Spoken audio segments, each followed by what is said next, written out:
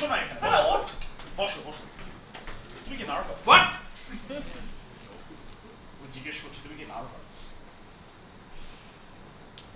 মানে আমার ইদানিং মনে হয় তুমি যখন একা আমার সাথে থাকো একটু নার্ভাস ফিল করো। এটা পরিষ্কারভাবে আমাকে বলতে পারো না, যখন এরকম একটা সিচুয়েশনে পড়ো খুঁজে খুঁজে সব দোষ ইভেনের উপর দেওয়া শুরু।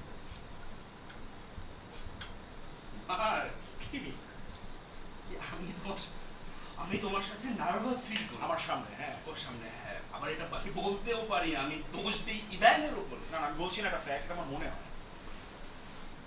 আমি তোমার সামনে নার্ভাস কেন হবো ভাই? তো আমি জিজ্ঞেস করবো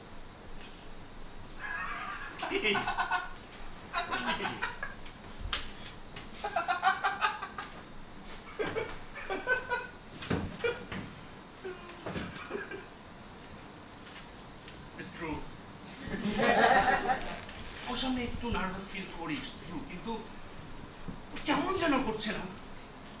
মনে হচ্ছে না যে আমার জন্য ভালো সেজে এসেছে আজকে।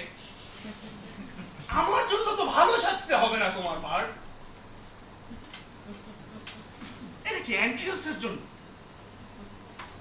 যে আমি ওর সম্মতি ছাড়া অ্যান্ট্রিওসটা কিনেছি, তুমি তোমার সম্মতি নিয়ে গোল্লায় যাও মার। অ্যান্ট্রিয়াসের জন্য না। কয়েকদিন আগের কথা, আমরা একটা ছবি নিয়ে কথা বলছিলাম, হঠাৎ করে আমার ফ্রেন্ড একটা কথা বললো, ডিকনস্ট্রাকশন। না না, ডিকনস্ট্রাকশন মানে আমি জানি, কিন্তু ফ্রেন্ডকে বলে ডিকনস্ট্রাকশন।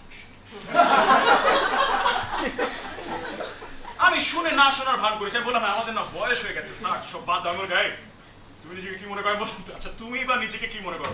সেদিন আমার হৃদয়টা ভেঙে গিয়েছিল। আমার ফ্রেন্ড আমার দিকে আঙুল তুলে কথা বলে, আমার দিকে আঙুল তুলে বলছে, এই মার্ক কি এমন হয়েছো যে নিজেকে এত স্পেশাল মনে করো? নাকের মধ্যে একটা খুশি মারা খুশি খেতে পারে এখানে পড়তো না? জিজ্ঞেস করতে পারবে, আমি না তোমার ফ্রেন্ডকে স্পেশাল ভাবতেই পারো না? কেমন ফ্রেন্ড তুমি?